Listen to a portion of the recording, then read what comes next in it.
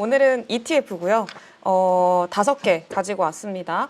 대표적인 암호화폐 ETF를 가지고 왔어요. 네, 그래서 지금 사실 최근에 워낙에 암호화폐 쪽 그리고 비트코인에 대한 관심이 좀 많은 그런 상황이기도 하고, 언론에서도 암호화폐에 대한 좀 이야기를 다루는 그런 빈도수가 좀 많이 늘어난 것 같아요. 그래서 지금 뭐 거의 뭐 한국장, 특히나 우리나라에서는 한국장 왜 하냐, 비트코인이나 미국장 하지, 뭐 이런 좀 굉장히 자조적인 이야기들도 많이 나올 정도로 사실 지금은 미국 증시 그리고 비트코인 그리고 암호화폐 이쪽에 워낙에 강세였고 그쪽으로 들어가는 그 자금들 자체도 워낙 좀 많기 때문에 네, 그런 것들이 앞으로의 어떤 이 관심도적인 측면에서 봤을 때 암호화폐 시장은 어느 정도 이제 주류로 자리를 잡았다라고 좀 생각을 해도 무방할 것 같습니다. 네, 그래서 암호화폐 ETF 좀 가지고 와 봤고요. 대부분 비트코인 ETF들이죠. 네, 일단 ETF가 출시가 된게 처음에 작년 1월 달에 아이쉐어즈에서 이제 블랙록에서 운영을 하는 그 ETF가 처음으로 작년 1월 달에 이제 출시가 됐고요. 그러면서 그때 막 제가 기억하기로는 막 거의 빵빠레를 울렸던 걸로 기억을 합니다. 그 암호화폐 비트코인에 투자하시는 분들 같은 경우에는. 네, 그래서 그때 뭐 굉장한 좀 이슈화가 됐었고, 이제 비트코인 암호화폐 그 ETF가 출시가 됐으니까 구조적인 자금들, 그 기관이라던가 일반 투자자들의 그 암호화폐라는 이 투자 방식이 너무 생각보다 좀 쉽지 않다라고 느꼈던 일반 투자자들의 자금들도 공격적으로 들어올 수 있겠다라는 거에 대한 기대감으로 인해서 그때 비트코인 하시는 분들 엄청나게 좀 기대를 많이 했던 걸로 제가 기억을 하는데, 아무튼 작년 1월 달에 처음 출시가 됐고요. 그리고 그 이후로 여러 가지 좀 이제 운용사들에서 출시를 하면서 여러 가지 비트코인 ETF들이 좀 생겼습니다. 그 두 번째로 암호화폐 ETF가 생긴 게 이더리움이었었죠. 그래서 비트코인 ETF가 너무 잘 되니까 이제 이더리움도 ETF가 출시가 됐습니다. 이더리움 ETF는 출시된 지는 그렇게 오래되지는 않았고요. 이것도 꽤 됐는데 그렇게 오래되지는 않았어요. 정확한 시기는 잘 기억이 안 나는데 그래서 아무튼 최근에 좀 출시가 되고 그러고 나서 이제 이더리움 생겼고, 그 다음에는 이제 다음 ETF는 또 뭐가 될 것이냐에 대한 어떤 이야기들이 굉장히 지금은 좀 활발하게 논의가 되고 있는 그런 상황이기도 합니다. 그래서 이렇게 ETF가 어쨌든 좀 출시가 됐다라는 거는 어느 정도 뭐 미국을 중심으로 해서 이제 자산으로서의 인정을 받았다라고도 좀 볼 수가 있기 때문에 요거 관련해서는 좀 긍정적인 모멘텀이라고 보시면 좋을 것 같고, 그리고 사실 이 비트코인도 그렇고 암호화폐의 가장 큰 단점이 변동성이 너무 크다는 거였었거든요. 그래서 아마 이전에 비트코인 투자하신 분들, 그리고 암호화폐 투자하시는 분들은 아시겠지만 너무 변동성이 커서 이게 아무리 비트코인이라고 하더라도 당일날에 뭐 어떤 외부적인 이슈나 그리고 뭐 전쟁이라던가 뭐 전쟁 리스크, 지정학적 리스크 이런 것들이 조금씩 부각된다 그러면은 암호화폐 시장 뭐 난리가 났었어요, 그때는. 그래서 이제 사실 투자하기에는 좀 많이 무서워하시는 분들도 계셨었고, 인식 자체가 변동성이 워낙에 크다 보니까 안정적인 투자처는 아니다라는 인식이 좀 팽배하긴 했었죠. 네, 근데 지금 ETF가 출시가 되면서 그래도 어느 정도의 변동성이 조금 많이, 이전보다는 많이 사그라들었고, 아직까지 변동성이 크긴 합니다만 그래도 이전보다는 변동성이 좀 많이 완화가 됐고, 구조적인 자금들이 밑에 하방을 좀 받쳐주면서 그래도 좀 신뢰도 있는 그런 자산으로서 많이 좀 올라오고 있지 않나, 네, 그렇게 좀 생각을 합니다. 네, 본격적으로 좀 종목 얘기를 할 건데, ETF 가장 대표적으로는 가장 먼저 출시된 ETF라고 아까 말씀을 드렸었던 블랙록의 아이쉐어즈 비트코인 트러스트 ETF, IBIT 입니다. 일단 시가총액이 가장 크고요. 다른 비트코인 ETF들에 비해서 거의 시가총액이 2배 이상 차이가 나는 것도 확인이 되실 거예요. 그래서 가장 대표적인 ETF고, 그리고 일반적으로 비트코인에 투자를 하고 싶은데 이제 비트코인 이 암호화폐 시장에 특히 어떤 거래소에 투자를 할지 모르겠다, 그래서 어떤 거래소를 알아보고 이런 과정이 좀 귀찮다, 혹은 좀 번거롭고 어렵다라고 하시는 분들 같은 경우에는 이제 좀 전통적인 방식으로 투자를 할 수 있게 하는 그런 방식이라고 좀 보시면 좋을 것 같고요. 네, 그래서 이 ETF가 가장 큽니다. 네, 그리고 이제 보통은 일반 투자자분들도 암호화폐를 좀 사야겠다, 비트코인 사야겠다라고 하면은 ETF를 이쪽으로 좀 많이 매수를 하고 계시기는 하죠. 그래서 유동성도 제일 크고 시가총액도 제일 크고, 네, 그런 ETF라고 보시면 좋을 것 같고요. 그리고 두 번째로 시가총액이 큰 게 GBTC ETF입니다. 그레이스케일 비트코인 ETF인데 원래는 이 두 개가 투탑이었었거든요. 그래서 투탑이어서 이 두 개로 가장 좀 많은 자금들이 유입이 됐었는데, 이게 그레이스케일, 그러니까 GBTC가 수수료가 조금 높아요. 그래서 사실 똑같은 비트코인을 추종하는 ETF인 건 다 똑같잖아요. 그러면 여기서 사람들이 선택을 할 때 가장 중요하게 생각을 하는 거는 결국에는 수수료가 싼가 여부거든요. 제일 저렴한 ETF 혹은 뭐 유동성이 뭐 시가총액이 제일 커서 안정적인지 뭐 그런 것들 종합적으로 판단을 하긴 하는데 그래도 수수료가 싼 거, 네, 이게 가장 좀 중요하긴 하잖아요.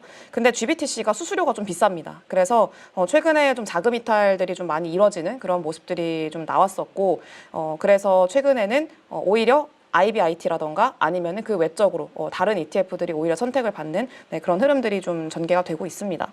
그리고 뭐 그 다음으로는 FBTC 피델리티에서 나온 ETF고요. 그리고 아크 쪽에서 나온 비트코인 ETF도 이렇게 이름을 올리고 있습니다. 비트코인 ETF가 더 있기는 한데 뭐 사실 그렇게까지 많은 ETF를 뭐 보실 필요는 없고요. 이 안에서 그냥 선택을 하시면 되는 것 같습니다. 네, 그리고 마지막으로는 이더리움 ETF 가지고 왔는데 그레이스케일 이더리움 ETF입니다. 네, 그래서 그레이스케일이 좀 수수료가 비싼 것 같아요. 네, 그래서 어쨌든 이더리움 ETF도 있기는 한데 이 이더리움 ETF도 수수료율이 조금 비싸가지고 그렇게 많은 분들의 선택을 아직까지는 받기는 조금 어려운 네, 그런 상황이라고 보시면 좋을 것 같아요. 네, 그래서 이더리움 ETF 살 바에는 비트코인 ETF 사지라고 생각을 하시는 분들도 꽤 많고, 네, 근데 이더리움도 뭐 사실 개별적인 측면으로 봤을 때는 그 가치가 그래도 있는 네, 그런 뭐 암호화폐 쪽에 속하기 때문에 계속 지켜보긴 해야 될 것 같아요. 네, 어쨌든 지금 블랙록 비트코인 ETF 유입인데 지금 보면은 이게 검정 색깔 이 그래프 있죠, 선 요게 비트코인 가격입니다. 네, 비트코인 가격이고 요 막대 그래프처럼 생긴 게 이 IBIT 그러니까 그 블랙록의 ETF 쪽으로 자금이 유입된 그 규모를 뜻하거든요. 그 월별로. 근데 보시다시피 자금이 크게 유입이 되고 나서 이후에 비트코인 가격이 같이 동반되는 그 주가가 아니죠. 비트코인 가격이 좀 상승하는 네, 그런 흐름들이 연출이 됐었습니다. 그래서 이때 강하게 유입이 되고 나서 이후에 좀 시간차로 좀 꾸준히 올라오는 그런 모습들을 보여줬고요. 그래서 결국에는 이런 그래프를 통해서 알 수 있는 거는 비트코인을 통해서 자금이 크게 유입이 됐을 때, 그 많은 자금이 좀 유입이 되는 그런 시기에 가격도 크게 상승을 하고, 그리고 오히려 최근에는 좀 비트코인으로 유입소가 줄긴 했거든요. ETF 쪽으로 유입이 좀 줄긴 했어요, 자금이. 네, 근데 이게 뭐 안 좋은 거는 아니고요. 최근에 워낙에 많이 올랐었고, 그리고 고가를 또 형성을 했었기 때문에 이때는 좀 어느 정도 차익 실현을 하려는 네, 그런 욕구들이 굉장히 높은 구간이었었기 때문에 그거에 대한 좀 이탈이라고 볼 수도 있을 것 같고요. 네, 그리고 어느 정도 좀 시장에서 워낙에 이 암호화폐가 열광을 하고 있는 상황이었었고, 암호화폐가 워낙에 또 뜨거운 상황이었었다 보니까 그거에 따른 어떤 차익 실현, 예, 요거라고 좀 생각을 하는 게 맞지 않나 좀 그렇게 생각을 하고 있습니다. 네, 근데 어쨌든 이렇게 비트코인 쪽으로 ETF 쪽으로 자금이 크게 유입이 되면은 주가가 함께 동반해서 상승하는 그런 모습들이 많이 보였었다라는 것들, 그리고 자금이 이탈하니까 가격이 조정이 나오는구나. 라는 것도 함께 좀 확인을 할 수가 있죠. 그래서 결국에는 ETF 쪽으로 자금 유입이 들어오면은 가격이 올라오고, 그리고 빠져나가면은 가격이 조정이 나오고, 네, 이런 흐름들이 계속 연출이 되는 게 당연하다라고 보시면 좋을 것 같고요. 앞으로 계속해서 이런 흐름들은 좀 더 강화가 됐으면 강화가 됐지 아마 약해지지는 않을 거예요. ETF도 워낙에 많이 생기고 있고, ETF 로 유입되는 그런 숫자 자체가 이번에 12월 달인가요? 작년 12월 달에 전체적으로 ETF 그 유입 규모나 이런 것들을 좀 통계를 낸 거를 보니까 비트코인 ETF가 탑5 안에 들더라고요. 네, 그래서 워낙에 관심도가 많고 지금 이렇게 자금 이탈이 진행이 되고 있는 와중에도 불구하고 단기적인 자금 이탈이지 지속적으로 계속 이탈이 되고 비트코인이 좀 꺾일 거다라고 생각을 하긴 좀 무리가 있지 않나라고 생각을 합니다. 그래서 지금 SBS가 아니죠. 그 CNBC, 네, CNBC 쪽에서 최근에 보도를 한 거를 보면은 비트코인이 이제 20만 달러 간다라는 그런 얘기들이 있습니다. 네, 그런 내용을 보도를 했어요. 굉장히 강세론적인 얘기를 했고, 그 근거로는 트럼프 정권이 들어서게 되면은 이번에 트럼프가 여러 인선들을 좀 지명을 했잖아요. 근데 많은 그 사람들이 지명을 한 많은 사람들이 암호화폐에 친화적인 인물들이고, 그 인물들이 몇 년 동안 그 자리에서 일을 하게 될 텐데, 그러면 또 암호화폐에 대한 규제 완화라던가 네, 이런 것들이 계속 좀 진행이 될 걸로 예상을 하고 있기 때문에 앞으로 암호화폐에 대한 관심도 더 높아질 수밖에 없고, 그리고 접근도 측면에서도 상당히 좀 우호적으로 바뀔 거다라고 생각을 하는, 전망을 하는 그런 의견들이 굉장히 많았었습니다. 그래서 저 개인적으로는 비트코인 그리고 암호화폐 시장을 상당히 좀 긍정적으로 보고 있기 때문에 이전에는 너무 좀 강하긴 했고 워낙에 좀 시장에서 관심을 많이 받았었기 때문에 이거는 단기적으로는 좀 쫓아가기는 좀 부담스럽다라고 생각을 좀 했어요. 근데 지금 이렇게 좀 시장에서 관심도가 좀 많이 쪼그라들고 그리고 이게 비트코인 가격하고 미국 증시하고 나스닥하고 되게 연관성이 또 깊기도 하거든요. 네, 그래서 비트코인 먼저 빠지고 나스닥 빠지고 우리나라 빠지고 약간 이런 식의 어떤 단계들이 좀 순서가 좀 있었었는데 아무튼 최근에 미국 증시가 좀 쉬어가는데 그런 흐름들이 많이 또 보이기도 하고 그렇다 보니까 추가적으로 조정이 나올 가능성도 배제할 수는 없을 것 같아요. 네, 그래서 만약에 추가적으로 비트코인이 좀 조정이 나온다라고 하면은 충분히 좀 기회가 되지 않을까라고 좀 생각을 하고 있습니다. 네, 그래서 관련해서 좀 보시면 좋을 것 같고, 뭐 사실 뭐 ETF들의 주가를 보는 거는 그렇게 크게 의미는 없을 것 같아요. 왜냐하면 대부분 다 비트코인 가격과 유사하고 비슷비슷합니다. 그래서 이 안에서 선택할 수 있는 그 지표를 봐야 되는데 역시나 수수료 그리고 유동성 을 좀 봐야 될 것 같아요.